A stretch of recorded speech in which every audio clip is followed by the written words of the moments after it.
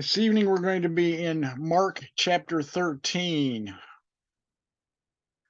Mark chapter 13 is probably the single most difficult passage in the Gospel of Mark for a number of reasons. There are just a number of issues going on there. And it's also unique in that it's the longest. Mark is known more for emphasizing what Jesus did than what he said. This is his longest discourse in Mark. In chapter 4, he tells parables, but they're one after another, and it's not one. It doesn't appear to be one extended discourse, but this is one extended discourse with a structure that holds it all together. The language is apocalyptic. Now, I don't know if you're familiar with apocalyptic or not, but there was a type of literature before, during, and after the time of Jesus, Jewish literature, not Gentile, Jewish literature, that today is called apocalyptic. And it actually, the roots to it go back to the Old Testament. Daniel, Ezekiel, some of the other prophets have apocalyptic elements to them. And then between the end of the Old Testament and the beginning of the New Testament, there was quite a bit of uninspired. It's not part of the Bible, but uninspired literature that grew up among the Jews that today we call apocalyptic. And it's very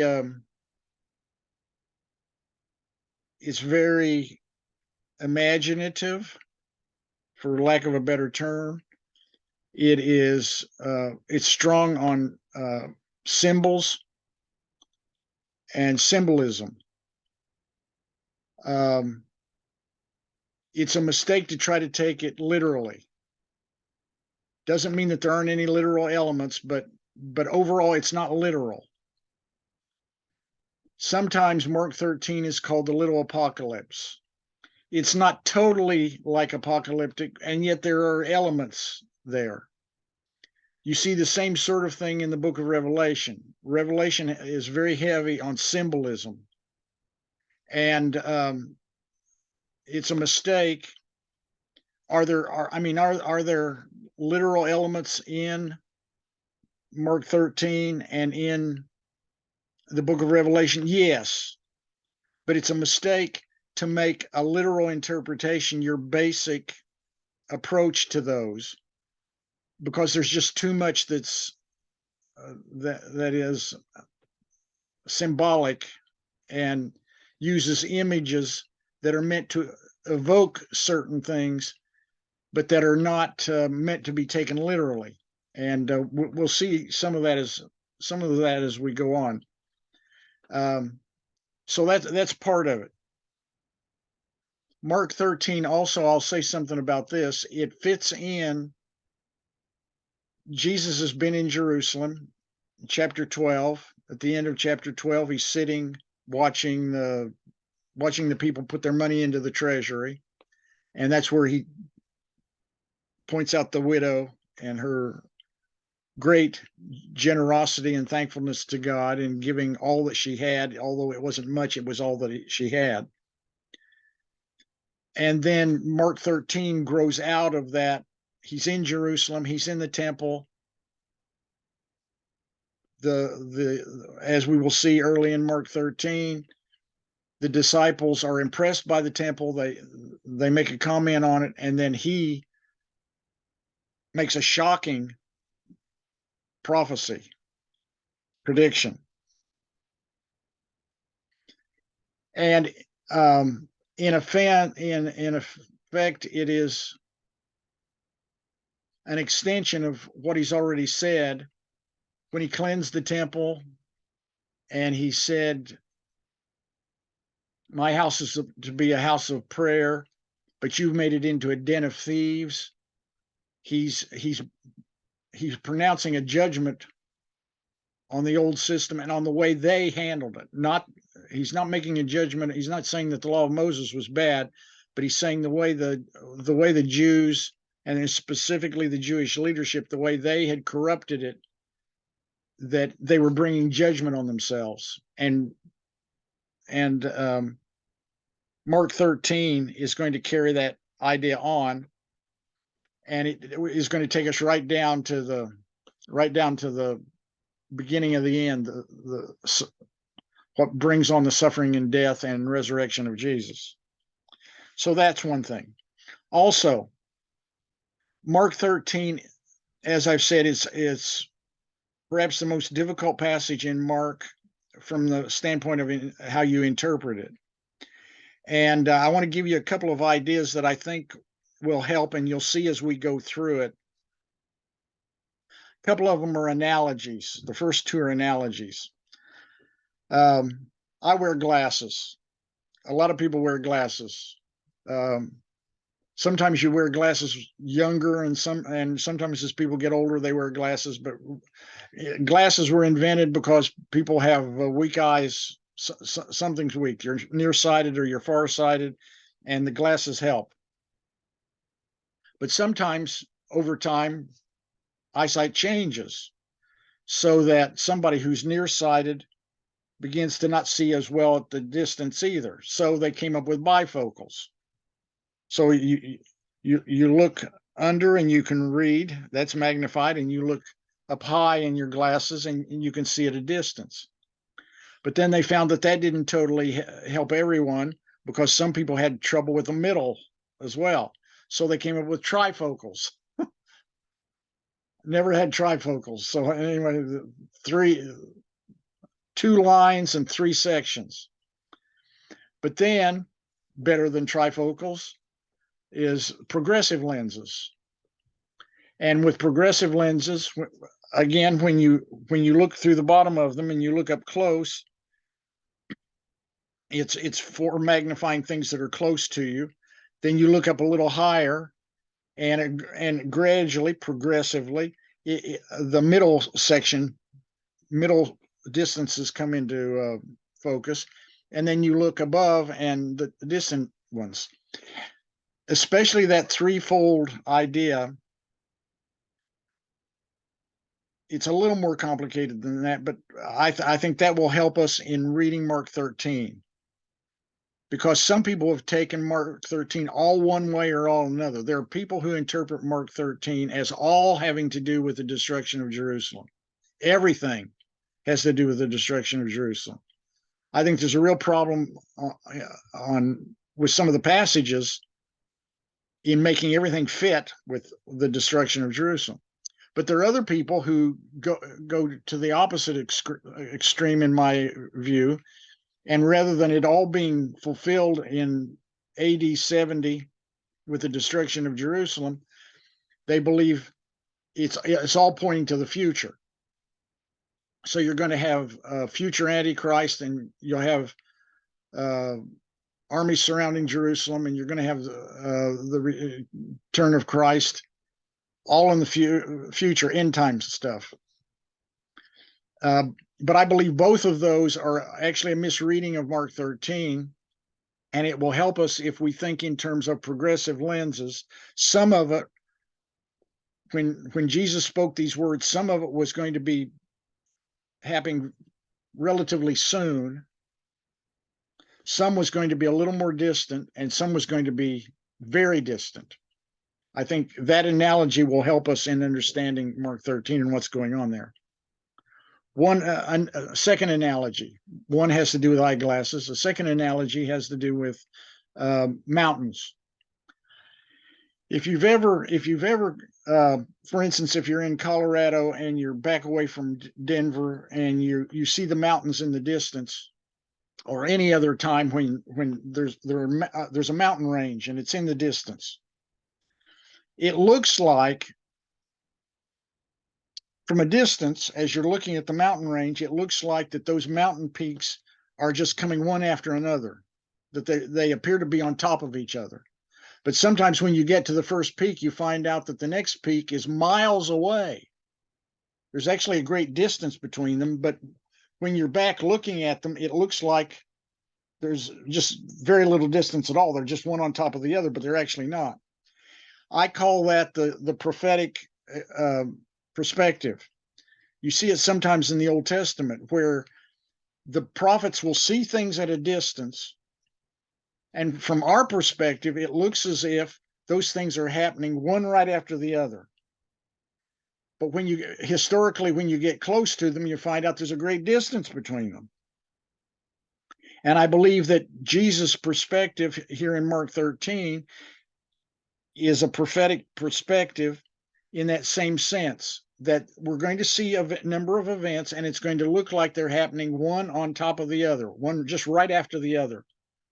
But there's actually a great distance between them when you get up close. Okay, that's a second analogy. Third thing, this is not an analogy, but it's a very important principle, not just for this passage, but for Scripture in general. Jesus did not give the teaching in Mark 13. I'm absolutely convinced of this. He did not give the teaching in Mark 13 to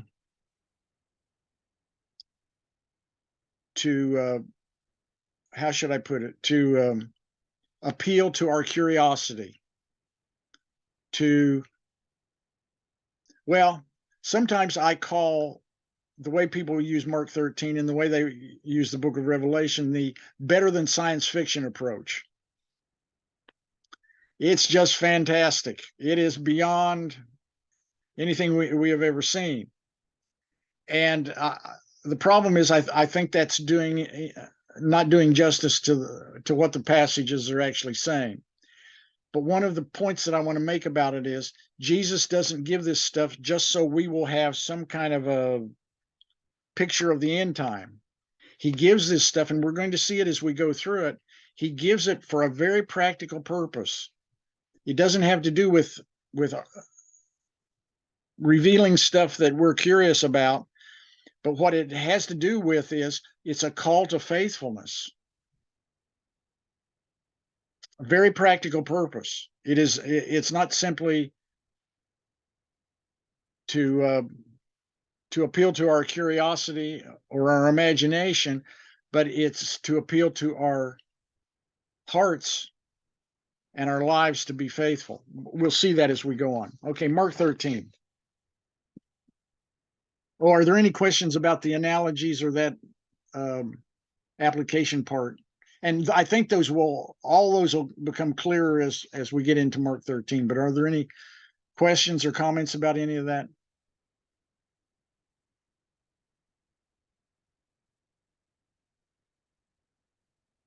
You can always ask later if you've got something. Mark 13,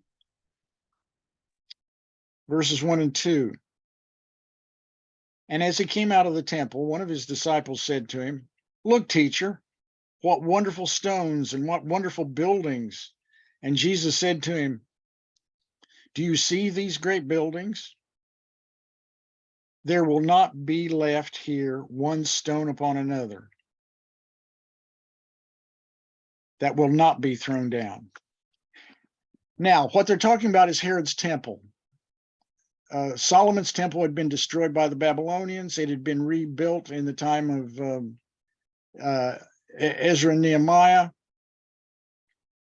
But the temple that was rebuilt at that point was just not nearly as grand as Solomon's temple had been. Later on in history, Herod the Great, the one who tried to kill Jesus when he was a baby, who was a bad man, okay? He was a bad man, but he was actually a decent builder. And he loved building stuff. And he started rebuilding the temple.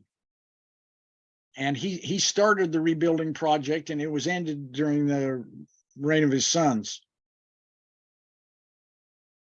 But thus far, when Jesus was alive on earth, thus far the temple, a lot of it had been rebuilt by Herod, and it was magnificent. It was much of it was made out of white marble. It was said to shine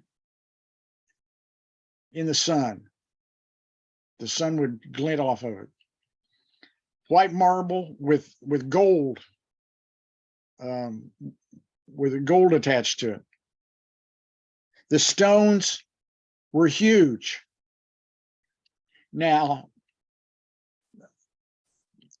present day, in unearthing what's left of the temple, and you see it with the Wailing Wall, if you've ever seen a picture of that in Israel. But the largest stone that they have found is 400 tons. This building was huge. The doorways were 45 feet high, 22 feet across, and there were two of them together. So that gives you, just the doorway would give you an idea of how big this place was. And it had different courts. It had the court of the Gentiles, it had the court of women, it had the court of Israel, which was the Israelite men, and then it had the inner temple itself. It was a huge building and very impressive. Herod did it so it would be impressive. And Jesus' disciples coming in from Galilee are impressed. What wonderful stones. See, they're recognizing how big these things are and beautiful. What wonderful buildings. Picking up at verse 3. And as he sat on the Mount of Olives, now they've gone across the Kidron Valley to the east of Jerusalem, and he's up on the Mount of Olives. I'm imagining that he's looking down opposite the temple. I imagine he's looking down off the Mount of Olives at the temple. He sat down on the Mount of Olives opposite the temple. Peter and James and John and Andrew asked him privately, "Tell us, when will these things be, and what will be the sign that all these things are about to be accomplished?" I'll stop at that point and then we'll start again. Notice the disciples are asking him. It's actually one question with two parts. Tell us when these things will happen. And he's just referred to one stone not being left on another. That's unbelievable to them. This is a huge, beautiful temple, and it's God's house. So the whole idea of this being thrown down so that one stone isn't left on another is just, I'm not saying they don't believe him. I'm saying it's just unbelievable. I mean, it's stunning. And so they ask him, when will these things, having to do with the destruction of the temple, when will these things be? And what will be the sign? I think this is part 2, and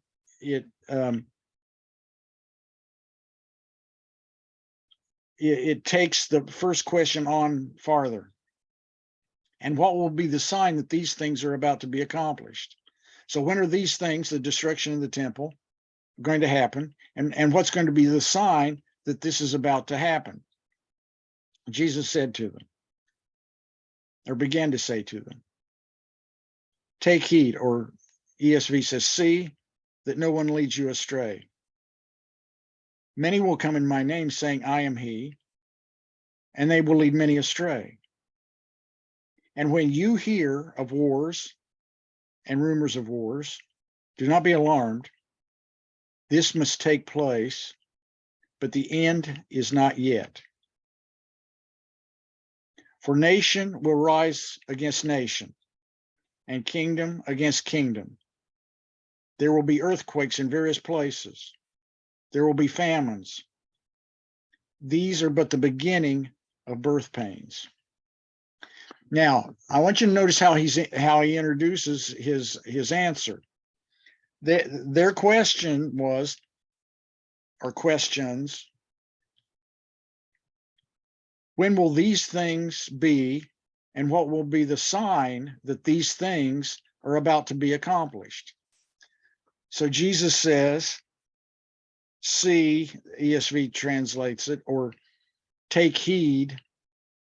And that same wording, "take heed," appears again in verse 9, which ESV translates as, "but be on your guard." Verse 23, take heed or be on your guard. Verse 33,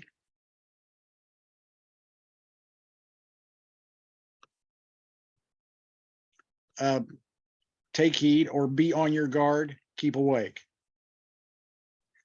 So notice he repeats this idea 4 times, and that's important to follow this. Okay, see that no one leads you astray. And then he says, many are going to come in my name, saying I am he, and they're going to lead many astray. Now, what's it mean to say they're going to come in his name? It depends on how you take that. I'll tell you how I take it given the context here. This is the near future. And they were already familiar with this in a sense. Before, during, and after the time of Jesus, there were any number. Josephus has a whole bunch of them that he mentions. Josephus, the Jewish historian. Gamaliel in the book of Acts mentioned some.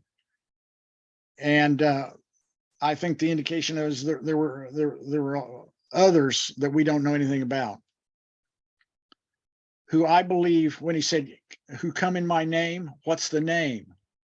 I believe the name is Christ, Messiah. These were messianic pretenders. They claimed to be the Messiah, but they weren't. He really was the Messiah. Now, there was also, to make it more complicated, there were also people who came who were not the Messiah. They didn't claim to be the Messiah, but they appeared to believe that if they started a revolt against the Romans, it would bring the Messiah out. It would cause him to reveal himself. So when Jesus was a child, there was a man that is known as Judas the Galilean. Judas the Galilean led a revolt against the Romans. He said to the Jews that they shouldn't be paying taxes to anyone but God alone. So don't pay your taxes to the Romans. Well, that within itself is an act of rebellion, but he took up arms and rebelled against Rome. He died in the attempt. But we have, looking at Josephus, his sons followed him in the rebellion and died. His grandson was the commander of Masada. Some of you are familiar with Masada. Masada was a Jewish stronghold that held out after the fall of Jerusalem in the war of 66 through 70. So you've got 3 generations of freedom fighters, none of whom, as far as we know, none of them claimed to be the Messiah, but they seemed to believe that their rebellion would bring the Messiah on. So you have all this stuff going on before, during, and after the time of Jesus. I mean, the last great messianic rebellion in Palestine was in 132. There was a leader by the name of Bar Kokhba. The greatest rabbi of the day proclaimed him to be the Messiah. He led a revolt. The Romans by that time had just had it with the Jews. And so not only did they come and destroy everything, but they scattered the Jews around the empire, and the Jews were without a homeland, basically without a homeland until the late 40s when the nation Israel was reestablished. So there's a long history in this, and what Jesus is saying is, don't be deceived. There are people who are going to come in my name, Messiah, and they're going to say, I am he. I'm the long-awaited Messiah, but don't believe them. They're going to lead many astray. And part of the issue here is Jesus came as the true Messiah. He did not come to set up an earthly kingdom. They were ready for an earthly kingdom. They were ready to fight the Romans. They were ready to rebuild Israel to its glory days, as it was in the days of Solomon and David. But that's not the kind of kingdom that Jesus came to build. He came to build one that would include both Jews and Gentiles. It would be international. It would be everlasting.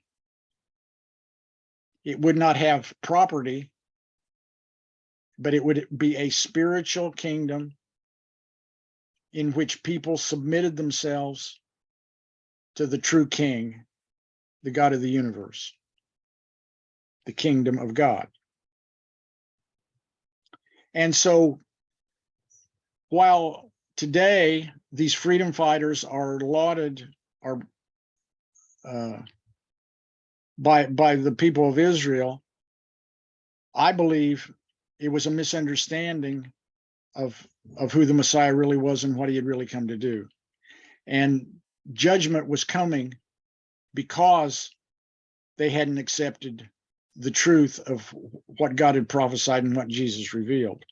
So anyway, many are going to come and lead people astray. And when you hear of wars and rumors of wars, do not be alarmed.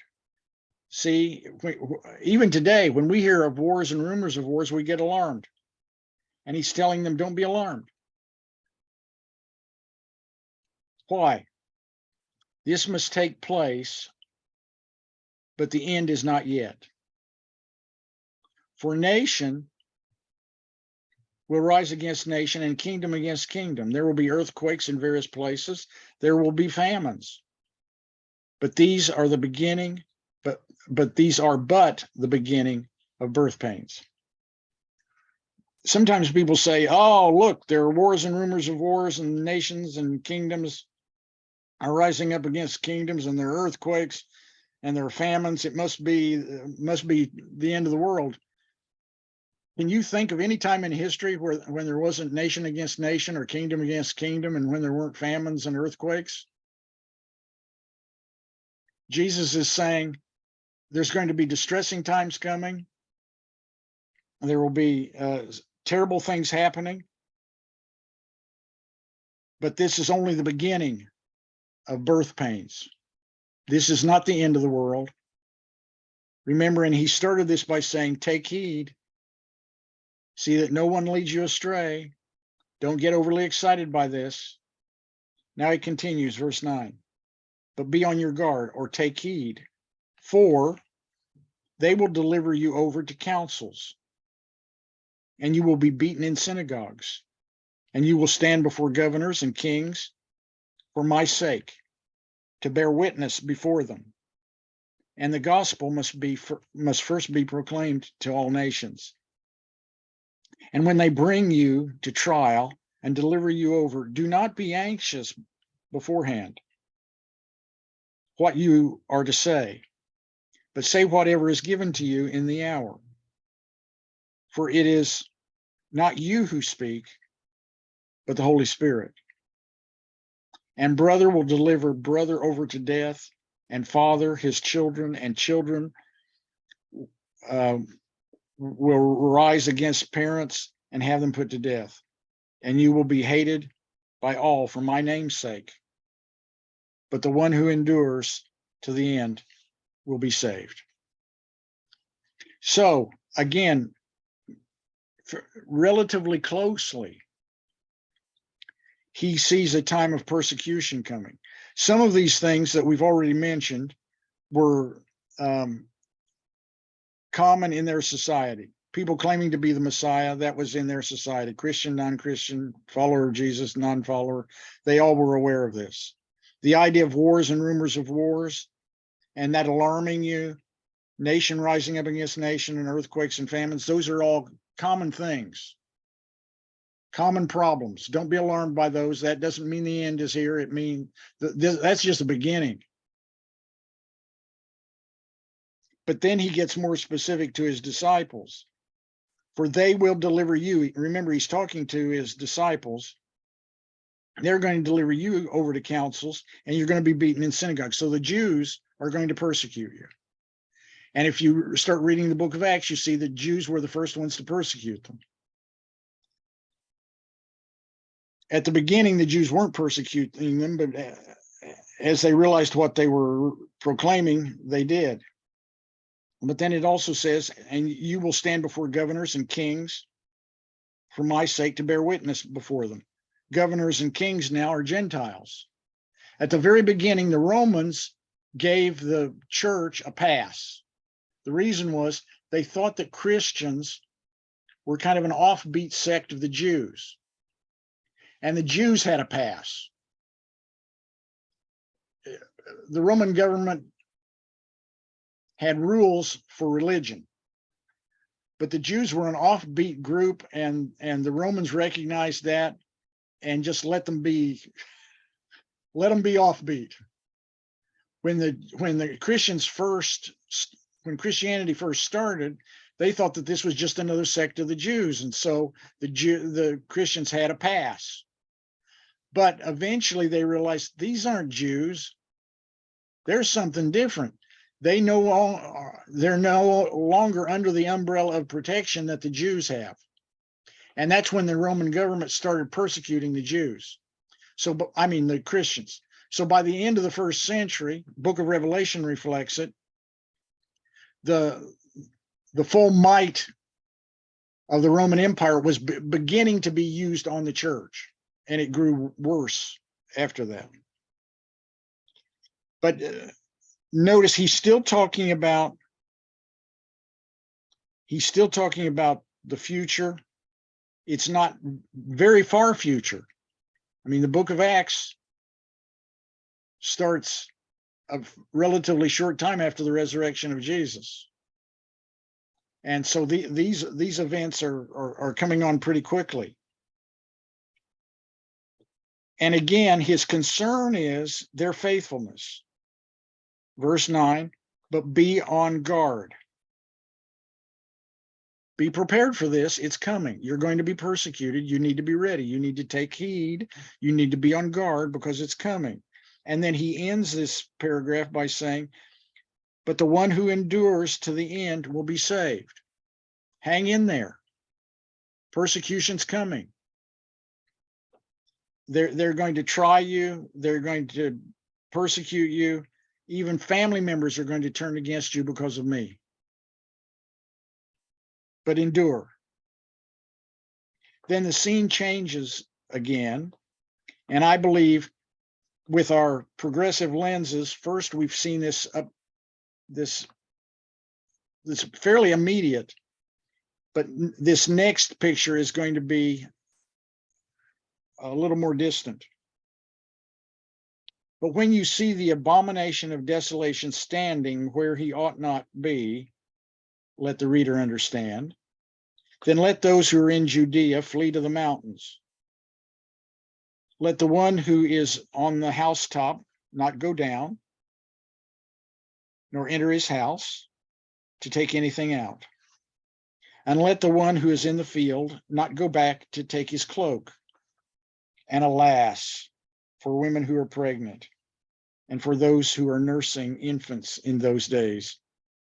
Pray that it may not happen in the winter, for in those days there will be such tribulation as has not been from the beginning of creation, the creation of God, that God created until now, and never will be.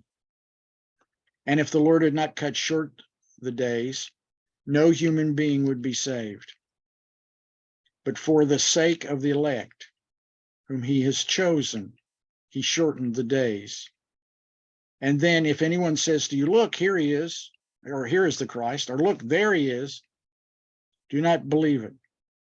For false Christs and false prophets will arise and perform signs and wonders to lead astray, if possible, the elect. But be on guard, or take heed. I have told you all things beforehand. Okay, remember their question. When will these things be? Destruction of Jerusalem and the temple specifically. And what will be the sign that these are about to be accomplished? I believe he's giving the sign in verse 14. But when you see the abomination of desolation standing where he ought not be, let the reader understand. Then let those who are in Judea flee to the mountains. In 66 AD, the Jews revolted against the Romans. The revolt started in Galilee, where Jesus had been raised. The Romans were thrown out. They were taken by surprise and they were thrown out of modern day Palestine. But the Romans weren't going to, it wasn't going to end so easily. They sent the Roman general Vespasian. He assembled an army in Egypt. He then went to the north, sailed to the north and attacked, starting in Galilee, moving south. He took Galilee, destroyed all the rebel strongholds. And it was during that time that that a Jewish commander by the name of Josephus was captured and basically switched sides and became a Jewish historian, but working for the Romans. But Vespasian took Galilee and started pressing to the south into Judea. At some point there in 67, the revolt started in 66. In 67, Nero had been on the throne. He was the emperor. Nero was crazy. When he first began reigning, he was just a kid, and he was controlled by his mother and the philosopher Seneca and the head of the imperial guard. And as long as he was underage and they were controlling him, the empire actually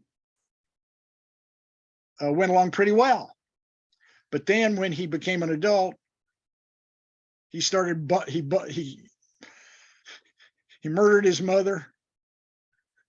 He eliminated all of his controllers. He was crazy, really crazy. And I mean, when Rome burned, the Roman populace believed that he had done it. It was well known that Nero didn't like Rome. He thought it was a second-class city, and he wanted to redo it. And they said, well, he's burned it down so he can redo it. Whether Nero actually burned Rome is unknown, but the populace believed it. He needed a scapegoat.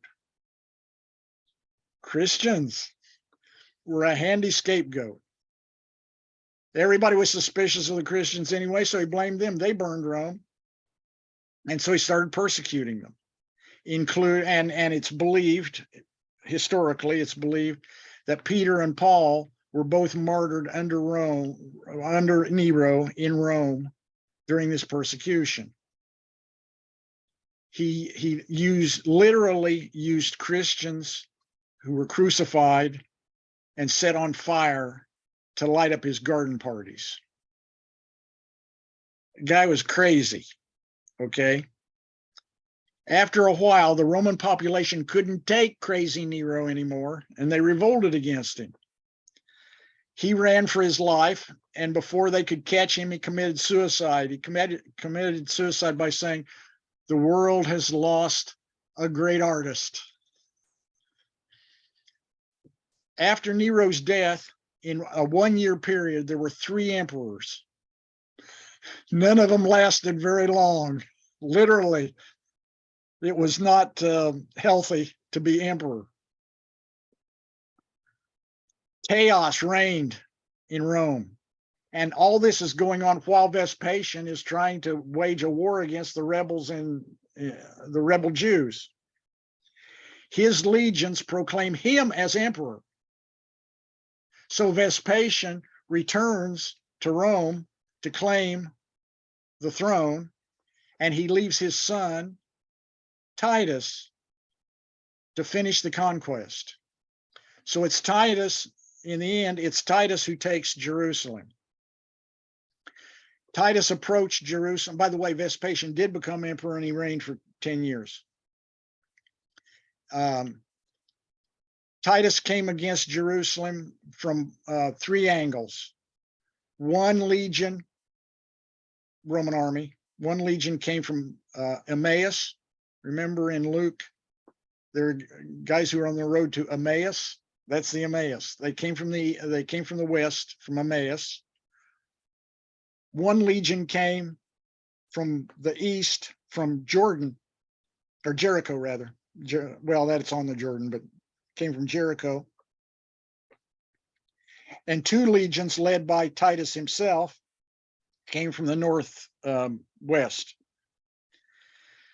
He probably thought that he would take Jerusalem just by sheer force off the bat, but he didn't.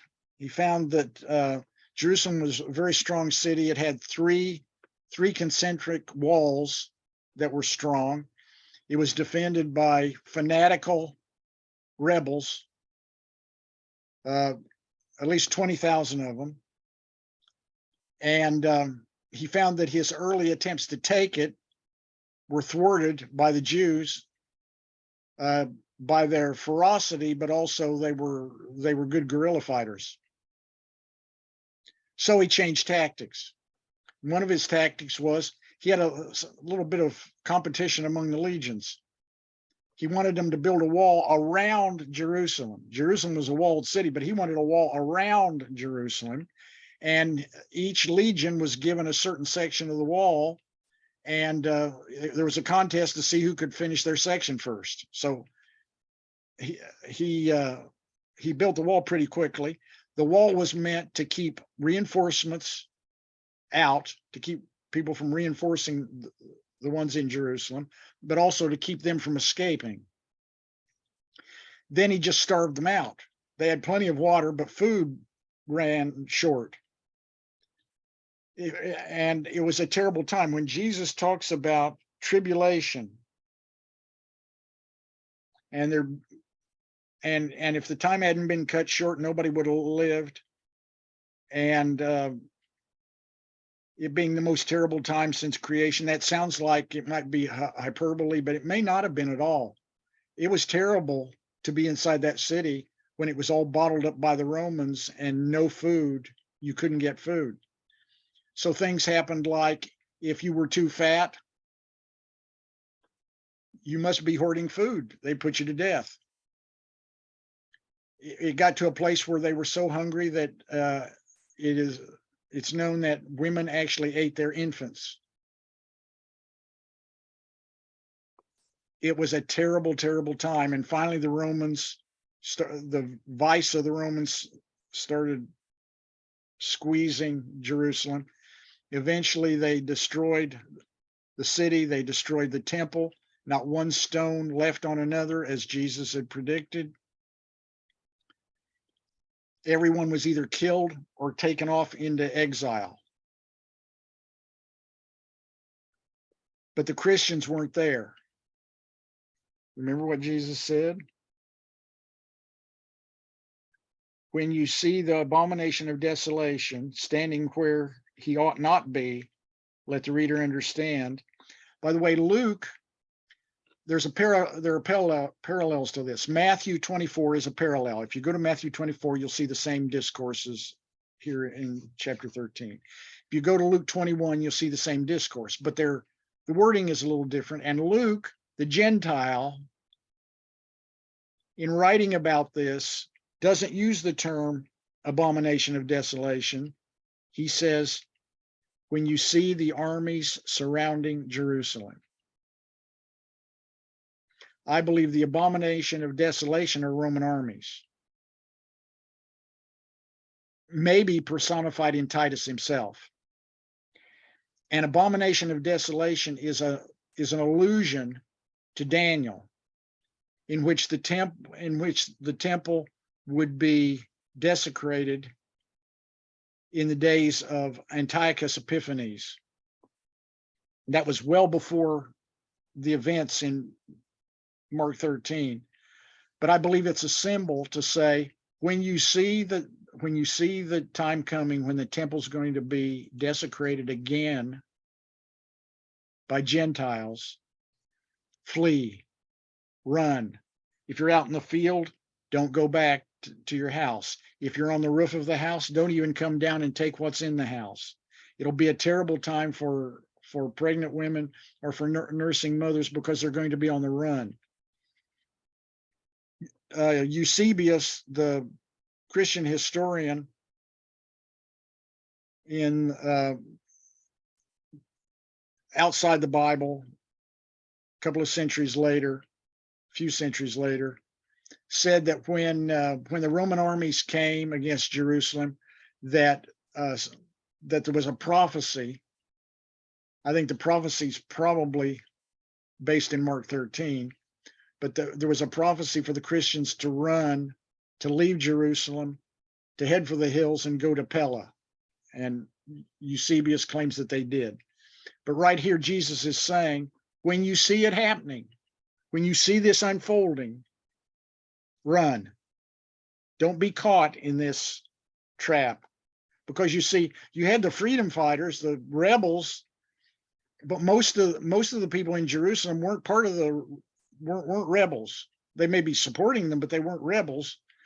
And they were caught up in the trap. But Christians fled. Also, this rebellion was a messianic rebellion.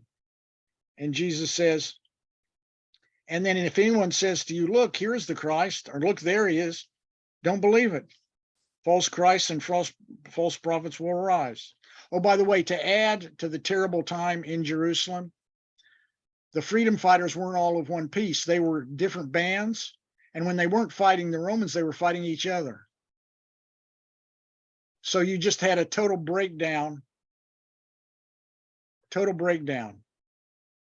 of civilization within Jerusalem. So I believe that that's what it has to do with. This part of it has to do with the fall of Jerusalem. Picking up with verse 24. And remember, when I read this, remember the mountain analogy, the mountain peak analogy. But in those days after that tribulation, the sun will be darkened, and the moon will not give its light, and the stars will be falling from heaven, and the powers of the heavens will be shaken, and then they will see the Son of Man come in the clouds with great power and glory. And then he will send out his angels and gather his elect from the four winds, from the ends of the earth to the ends of heaven.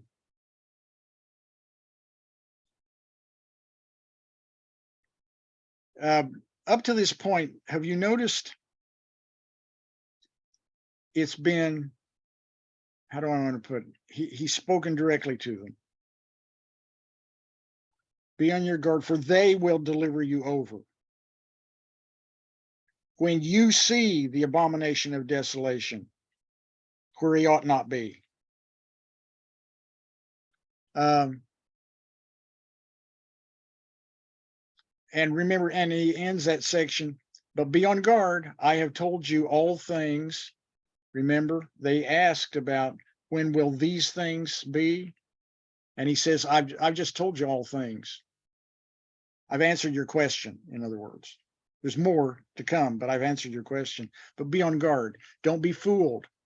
Don't believe the false messiahs. Don't believe the false teachers. Don't get caught up in this rebellion that will only end in disaster because it's without the true Messiah.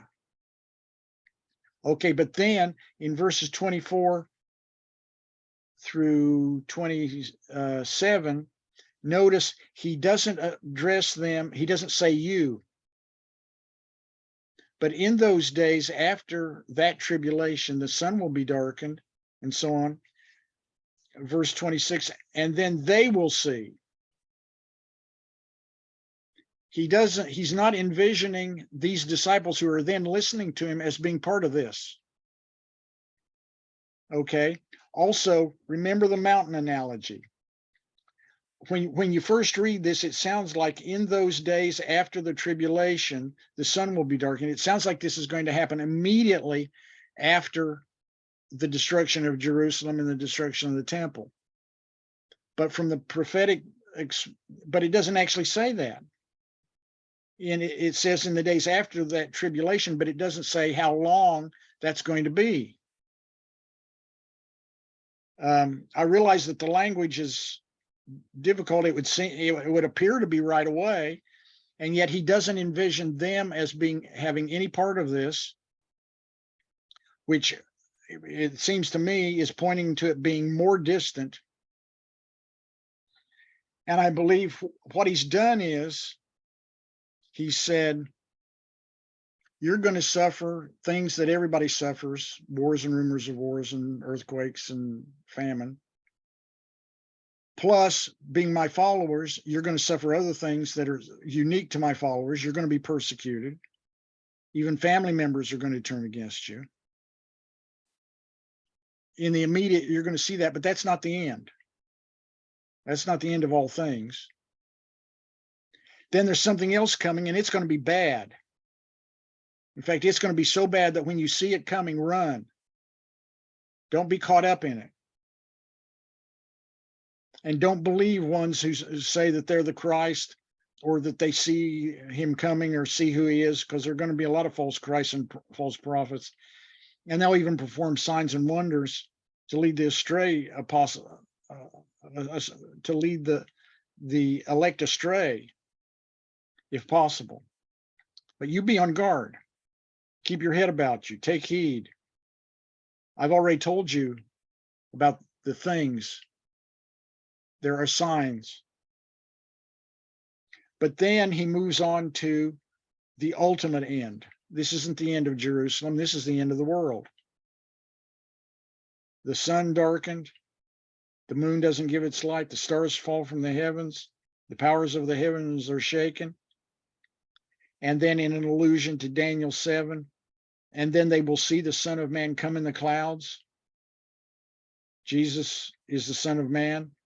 He comes in the clouds, or literally on the clouds, with great power and glory. And he's going to send out his angels to gather his elect from the ends of the earth to the ends of heaven. Oh, by the way, I want to point out one other thing. A lot of what's in this chapter is frightening. This should not be frightening. Not to the people of God. He will send out his angels and gather his elect from the four winds, from the ends of the earth to the ends of heaven. In other words, Jesus, the Son of Man, the Messiah, is going to gather all of his people home. Is there judgment? Yep. Judgment's going to fall on the unbelieving. But here, there's hope. There's hope for the believers. Then we have to change perspective again, because there are two more things, and unless you realize that this idea of progressive lenses and seeing things at different vantage points, what follows doesn't make sense, but it does make sense when you realize what we've been saying. Notice first verses 28 through 31. From the fig tree, learn its lesson. As soon as its branch becomes tender and puts out its leaves, you know that summer is near.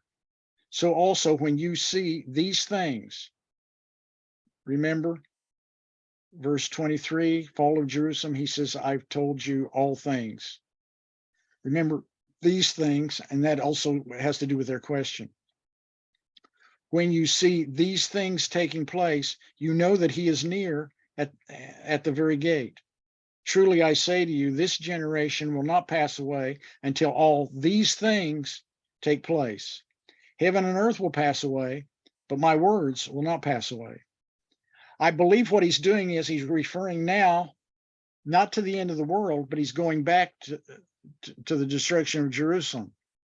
He said that there would be signs that they could see that would tell them that these things were taking place.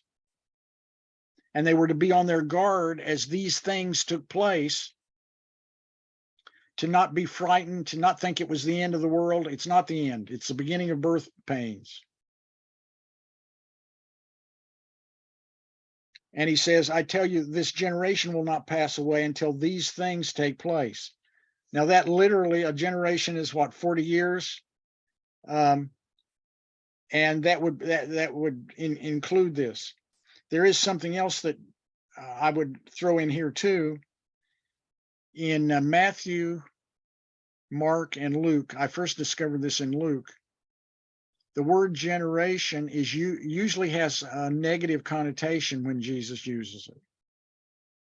Very often, he prefaces it with this evil generation, this unfaithful generation. And it may be that generation here isn't just a 40-year period, but it's the period when these evil people, which goes to the end of the world, but so it may be 40 years, or it may be more of an emphasis on the fact that there are people who are in rebellion. But so he's saying there's signs that you can see. And I've given you the signs. When the abomination of desolation comes, run for the hills.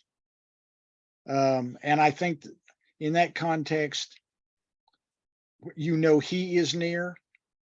I always had taken that as being Jesus, but now I'm beginning to think it's a reference to the abomination of desolation, and might very well be a reference to Titus.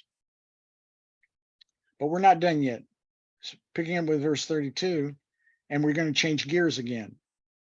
But concerning that day or that hour, no one, not even the angels in heaven, nor the Son, but only the Father, no one knows, but only the Father.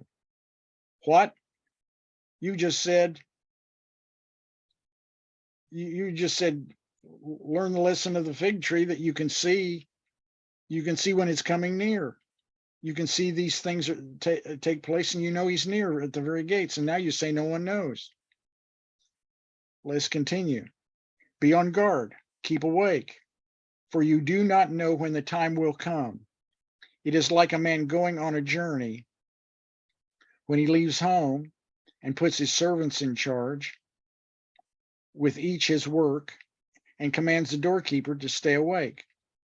Therefore, stay awake, for you do not know when the master of the house will come, in the evening, or at midnight, or when the rooster crows, or in the morning, lest he come suddenly and find you asleep.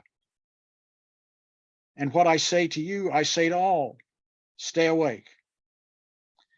I believe in verses 28 through 31, he's referring to the signs that he gave for the fall of Jerusalem, and tells them to run when that comes.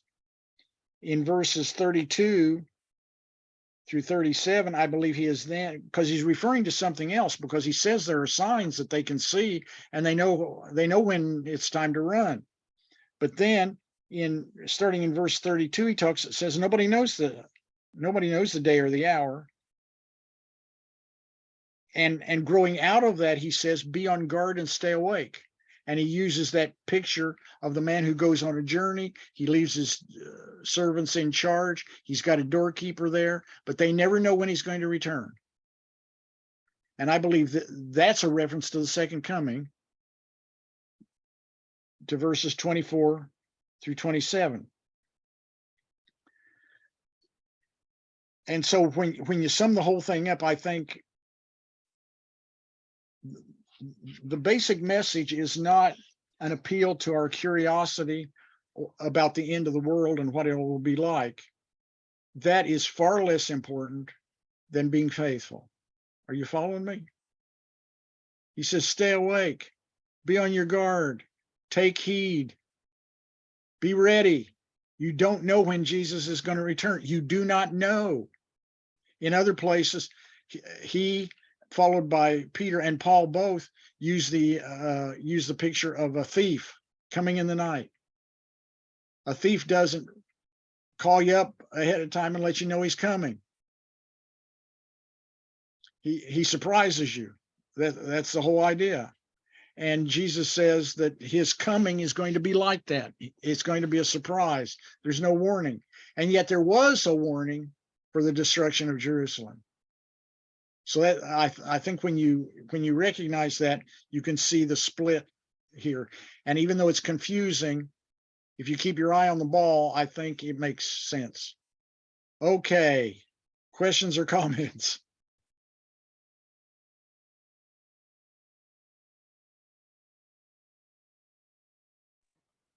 I'm kind of missing Kirk here, you know? What's that?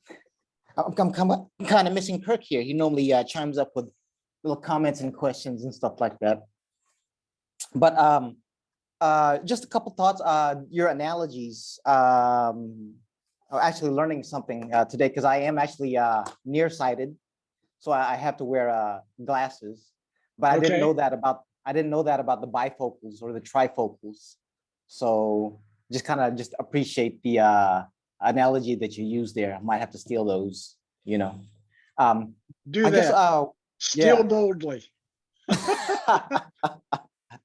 But I guess maybe on the subject of like Nero, because I'm actually interested because a lot of those historical things I see can fit in places that maybe the Bible doesn't give answers to. So I'm just wondering, was that the reference to Nero? Did you get that from Josephus, or where can I find information on him? Go to Josephus will talk about it, but also there are Roman historians, Suetonius and Tacitus. Mm-hmm. They also talk about Roman emperors, and they would talk about him in that context. So those three would be your best sources. Okay, great. There And I are guess maybe just some other books that are more recent that have been written. I'm right now I'm blank on the author's name, but there's one called the 12 Caesars, mm-hmm. and it's not a primary source. It's not from their, it's not from back then, but he does a decent job in talking about all the Caesars, and Nero's one of them, and Vespasian's another one. Okay, cool. Yeah, and I guess just a couple comments. Actually, here we have a guy named Kibeloy. I don't know if you have heard of him, but he has a big following here in the southern tip of the Philippines in Davao. But he claims to be, something of a Jesus, you know. So just those things we can see taking place. Not to say that the end is here already, but just things Well, that you can see. I'm glad you brought that up, because I mean, some of you will remember Jim Jones. He claimed to be the Messiah, and his followers ended up, when you hear somebody say you're drinking the Kool-Aid, well, they put poison in the Kool-Aid, and they all committed suicide rather than be captured. And throughout history, you've had people who have claimed, make exactly the claims that Jesus is talking about. I'm the Christ. I am He. And having a contemporary out there doing it is a good illustration, because it shows the more things change, the more they remain the same. Yeah, that's true. That's true. And I guess you guys probably don't get earthquakes there too often, but here in the Philippines is a common occurrence. I can remember 2 incidences where that was really scary for me in the past 10 years here. But when I talk to my father about it, he says, it's the earthquakes, they're more common now than it was when he was a child. They were more spaced apart, but now it seems like, there's an earthquake occurring much more often. So not that we think that the end is right here, but maybe it's kind of an affirmation that it's drawing closer and closer, So yeah, we don't have earthquakes as common as you do, but I remember when I was in Tennessee at one point. I was in school. I was in graduate school, actually, and while I was in graduate school, there was a certain pattern to my being in graduate school. I didn't have any money, and so I would have to pay my bills. So I was working 2 and 3 jobs, and I would make just enough money to pay my bill at the end of the semester and start a new semester. But one of the jobs was cleaning a Christian academy. And one day I was cleaning this academy, and there was a jar of something that I needed in the cleaning that I reached for, and I missed it because it was shaking. mm-hmm. And I'm thinking, oh, is there something wrong with me? And I look around and everything's trembling. It wasn't a full earthquake, but it was enough that you could see it. You could see it going on. So, Yeah, scary. But oh, by the maybe way, there's another someone book else. that you might be Mhm. interested in. Okay. It's not specifically about the Caesars, but since you're interested in historical backgrounds, it's called it's by Everett Ferguson, Backgrounds of Early Christianity. Okay.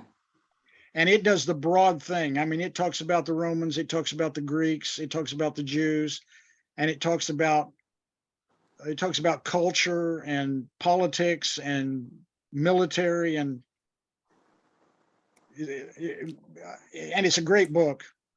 Okay. I'll check it out. Probably download on Kindle or something like that. But anyways, I'm done. Maybe there's someone else out there that maybe has a question or comment. Your questions and comments are always good. Thank you. Anybody else?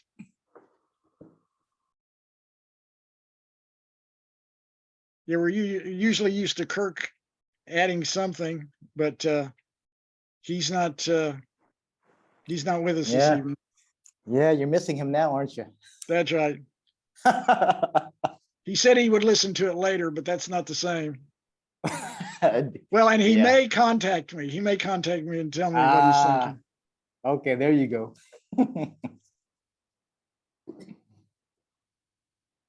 If any more comments, questions?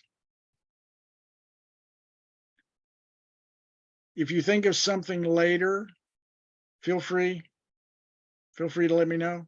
Let's have a prayer together and I'll let you go. Our Father in heaven, we thank you. We thank you for the Lord Jesus. We thank you for all that he means to us and all that he's done for us. Father, we ask that you would help us to always be on guard. We live in a dangerous world, not just physically dangerous, but spiritually dangerous. And Father, we ask that you would help us to be on guard and to take heed of what's going on around us and to keep focused on you and being faithful to you and living the life that you've given us to live. In Jesus' name we pray. Amen. Good evening. Hope everybody has a great evening. A great Good week. night. Likewise. You Good too. night. Good night.